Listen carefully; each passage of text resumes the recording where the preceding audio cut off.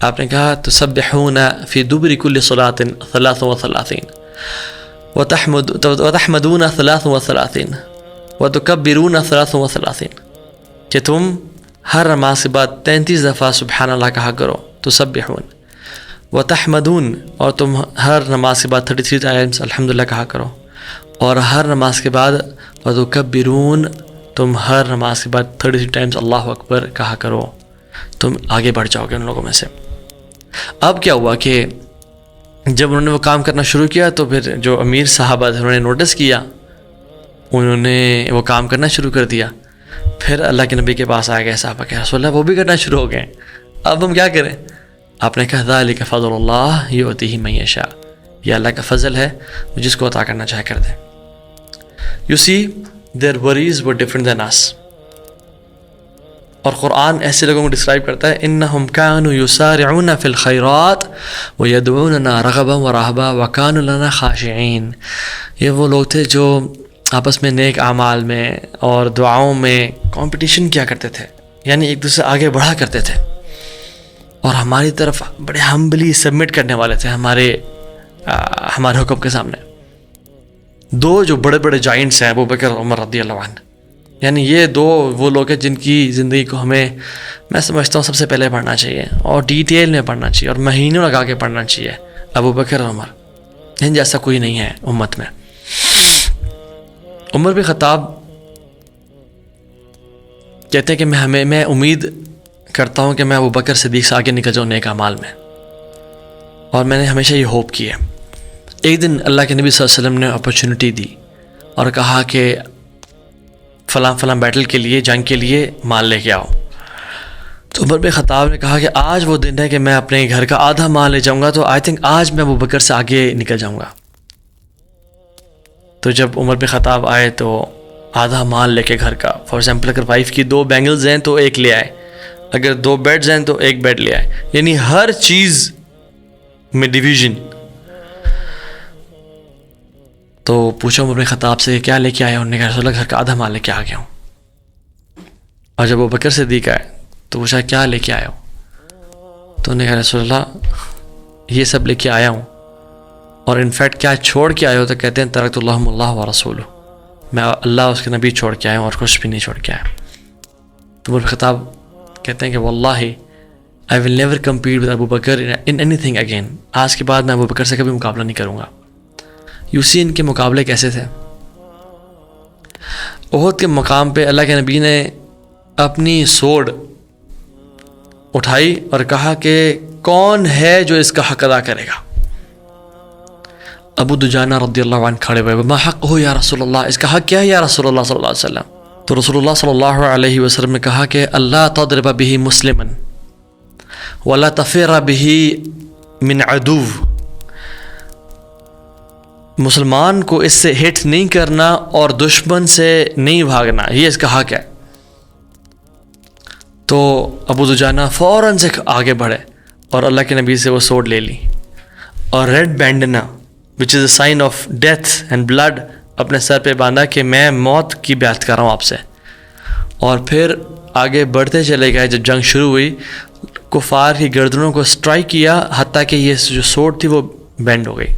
ایک اور واقعہ جس میں اللہ کے نبی صلی اللہ علیہ وسلم امت کے 70,000 لوگوں کا بتا رہے تھے کہ وہ جنت میں داخل ہو جائیں گے بغیر حساب اور کتاب کے، اور ان میں 3 کوالٹیز ہیں، اور چوتھی یہ کہ وہ اللہ پہ توکل کرتے ہیں۔ تو فوراً سے عکاشہ بن محسن کھڑے ہوئے اور کہتے ہیں کہ یا رسول اللہ ادعو اللہ ان یجعلنی منہم، اے اللہ کے نبی اللہ سے دعا کریں صلی اللہ علیہ وسلم کہ اللہ مجھے ان لوگوں میں سے بنا دے۔ تو اللہ کے نبی نے کیا کہا صلی اللہ علیہ وسلم، انت منہم، تم ان میں سے ہی ہو۔ پھر ایک اور شخص کھڑا ہوا، یا رسول اللہ دعا کرے کہ میں بھی ان میں سے بن جاؤں۔ انہوں نے کیا کہا صلی اللہ علیہ وسلم، انہوں نے کہا سبقک بہا عکاشہ، عکاشہ تجھ سے سبقت لے گیا۔ یہ سارے جو میں نے کوئک واقعات بتائے ہیں کہ عکاشہ سبقت لے گیا جنت کے 70,000 لوگوں میں سے، اور ابو دجانہ رضی اللہ عنہ انہوں نے فوراً سے آگے بڑھ کے اللہ کے نبی کی سوڈ لی اور کہا کہ میں اس کا حق ادا کروں گا یا رسول اللہ۔ ابو بکر صدیق عمر بن خطاب کو سرپاس کر رہے ہیں نیکیوں میں، اور صحابہ پریشان ہیں کہ نیک لوگ صدقہ میں آگے بڑھ گئے۔ What was their worry؟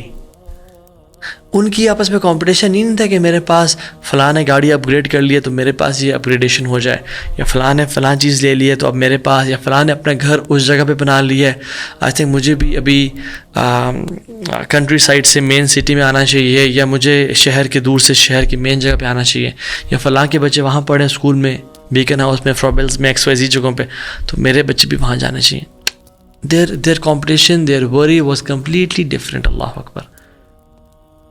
And they never feared climbing the mountain peaks, کیونکہ ان کو پتہ ہے کہ اس دنیا کی زندگی as compared to hereafter is like an ocean، جس میں انگلی ڈپ کر کے جو قطرہ انگلی کے پاس لگا ہوتا ہے وہ اس دنیا کی زندگی ہے، اور یہ پورا اوشن آخرت زندگی ہے. That firm belief about the hereafter. ربیہ بن کعب الاسلمی بہت ینگ کمپینین ہیں، اصحاب الصفہ میں سے ہیں، بڑے غریب ہیں، اتنے غریب کہ پورے جسم کو چھپانے کے لیے ایک کپڑا ہے جو وہ ناف سے نی تک پہنتے تھے، اتنے غریب. اور اللہ کے نبی صلی اللہ علیہ وسلم کے لیے تہجد اور فجر کے لیے پانی تیار کرتے تھے وضو کے لیے. تو رسول اللہ صلی اللہ علیہ وسلم کو اپنے اس غریب ینگ اصحاب الصفہ کے کمپینین کو دیکھ کے محبت، اور آپ نے کہا سلنی یا ربیہ، ربیہ مجھ سے سوال کرو، کچھ بھی مانگو آج، یعنی بلینک چیک دے دیا. تو ربیہ بن کعب الاسلمی رضی اللہ عنہ کیا یعنی کچھ بھی مانگتے نا تو وہ کہتے نا، ربیہ کہتے یا رسول اللہ احد کو نا سونے کا بنا دیں میرے لیے، اب میرا ہوگا. تو واللہ جو اللہ کے نبی نے اس ٹائم الفاظ کہے نا، اللہ سے دعا کرتے اللہ تعالیٰ پوری کرتے ہیں ان کے الفاظ کو. اور ربیہ بن کعب الاسلمی دنیا کے سب سے ریچسٹ بندے بن جاتے، اور وہ دین کے لیے بھی خرچ کرتے، لیکن وہ ایک لائف لگژریز میں گزارتے، بیوی بچوں کو ٹورس کراتے، کیا کچھ نہیں کرتے، رائٹ. تو کیا کہتے ہیں، اسألک مرافقتک فی الجنہ، میں آپ سے یا رسول اللہ سوال کرتا ہوں آپ کی صحبت کا جنت میں. اللہ اکبر، کتنی بڑی چیز مانگی. تو اللہ کے نبی نے کہا او غیر ذالک، کوئی اس کے علاوہ کوئی چیز ہے؟ وہ کہتے ہیں نہیں، دس از مائی اونلی وش، صرف میری ایک ہی خواہش ہے. تو آپ نے کہا فاعنی علی نفسک بکثرت السجود، تو پھر میری مدد کرو اس کی قبولیت میں بائی میکنگ لاٹ آف سجود، کثرت سے سجدے کیا کرو، بہت زیادہ عمل کیا کرو. اور صحابہ کہتے ہیں کہ اس دن کے بعد سے despite of his young age Rabia was constantly seen praying, تہجد، نوافل، نماز، اللہ اکبر، دین کے لیے اور اللہ کے نبی کے ساتھ کے لیے. لیسن، ربیہ نے منی نہیں یا پاور یا کمفرٹ نہیں مانگی، بلکہ اللہ کے نبی کی صحبت مانگی. یو سی، ایک حدیث میں آتا ہے، بڑی امیزنگ حدیث ہے، کہ اللہ تعالیٰ جب بھی کسی انسان سے خیر کا ارادہ کرتے ہیں، ان اللہ اذا اراد عبدا خیرا استعملہ، اللہ سبحانہ وتعالیٰ جب بھی کسی بندے سے گڈنس، خیر کا ارادہ کرتے ہیں اس کو استعمال کر لیتے ہیں. قیل کیف یستعملہ یا رسول اللہ، اے رسول اللہ کس طرح سے اللہ تعالیٰ اس بندے کو استعمال کر لیتے ہیں؟ آپ نے کہا یوفقہ للعمل الصالح ثم یقبض علیہ، کہ اس بندے کو پھر نیکیوں کی توفیق دے دیتے ہیں اور اسی پہ اس کو موت دیتے ہیں. پھر اللہ اکبر، پھر وہ بندہ نیکیاں کرتا رہ جاتا لائف میں، اور وہ مرتا ہے تو اسی اسٹیٹ میں مرتا ہے، and he causes him to die upon this state. اللہ اکبر. میں اور آپ دیکھیں، کیا ہمیں شیطان نے گمراہ تو نہیں کیا ہوا کہ جو ہم کام نہیں کر سکتے ہم اس پہ فوکسڈ ہیں، اور جو ہم کام کر سکتے ہیں اس پہ ہم فوکسڈ نہیں ہیں؟ کیا شیطان نے ہمیں گمراہ تو نہیں کیا ہوا کہ ہم پتہ نہیں کس مائنڈ سیٹ کو فالو کر رہے ہیں کہ ہم قرآن کو پڑھنا اور تہجد میں غزہ کے لیے، فلسطین کے لیے اور مسلمانوں کے لیے دعائیں کرنا، اور اپنے لیے اپنا اللہ سے کنیکشن سٹرونگ کرنا، اور اپنے آپ کو نا وہ ایک ٹریننگ کرنا اپنی، کہ جب وقت آئے گا تو اپنی جان مال سب قربان کرنے کے لیے تیار ہو جائیں گے. اس سب کو اسکپ کر رہے ہیں because of something which we can not achieve right now. Such a person جو they do not live for himself or herself, but this person lives for religion. جو لوگ جس کو اللہ تعالیٰ استعمال کر لیتا ہے عمل بالمعروف و نہی عن المنکر، اور مسلمانوں کے افیئرس کے بارے میں کنسرن اور کیئر کرنا، اور مسلمانوں کو نصیحت کرنا، دین و نصیحہ. اور جب مسلمان خوش ہوں تو اسے خوشی محسوس ہوتی ہے، اور جب مسلمان غم میں ہو تو اسے غم محسوس ہوتا ہے. He is always advising, guiding, influencing people around him to the khair. یہ تکلیف میں ہوتا ہے جب فلسطین، افغانستان، چائنا، کشمیر کے مسلمان پین اور ایگنی میں ہوتے ہیں، اور سوڈان کے، اور یہ خوش ہوتا ہے جب مسلمان کو فتوحات ہو رہی ہوتی ہیں.